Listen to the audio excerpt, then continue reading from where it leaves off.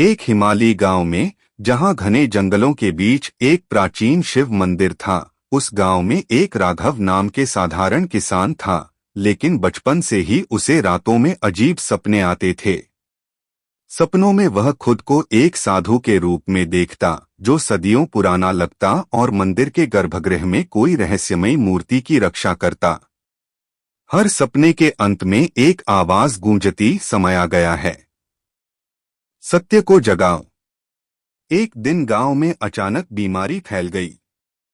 लोग एक एक कर बेहोश होने लगे, जैसे उनकी आत्मा शरीर से अलग हो रही हो। गांव वाले डर गए। बुजुर्गों ने कहा, यह मंदिर का श्राप है। सदियों पहले यहाँ एक तांत्रिक ने शिवलिंग के नीचे एक रहस्य छिपाया था। अगर कोई खोलने की कोशिश करेगा, गांव तबाह हो जाएगा। राघव को लगा कि उसके सपने इसी से जुड़े हैं। वह अकेला मंदिर की ओर चला गया। रात का समय था, चारों तरफ सन्नाटा था। मंदिर के अंदर घुसते ही हवा ठंडी हो गई।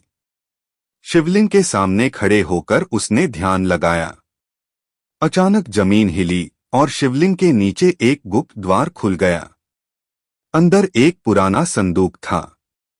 राघव का दिल जोरों से धड़क रहा था। क्या संदूक खोले कि न खोले? अगर श्राप सच हुआ तो? लेकिन आवाज फिर गूंजी, डर मत, यह श्राप नहीं, परीक्षा है। हाथ कांपते हुए उसने संदूक खोला। अंदर कोई सोना चांदी नहीं, बल्कि एक प्राचीन ग्रंथ था, जिसमें लिखा था, मानव जीवन एक माया है। बीमारी शरीर की नहीं, मन की है। लोग लालच और अज्ञान में डूबे हैं, उनकी आत्मा सोई हुई है। सत्य का प्रकाश जगाओ। राघव समझ गया। वह गांव लौटा और लोगों को इकट्ठा कर ग्रंथ पढ़कर सुनाया। उसने बताया कि बीमारी कोई श्राप नहीं, बल्कि उनके पापों का फल है। जंगल काटना, एक दूसरे से ईर्ष्या करना। लोगों ने प्रायश्चित किया, ध्यान और भक्ति शुरू की, और गांव में सबका धीरे धीरे बीमारी गायब हो गई।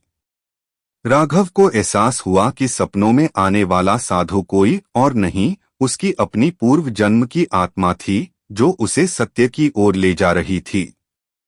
मंदिर का रहस्य कोई छिपा खजाना नहीं, बल्कि आत्मज्ञान था।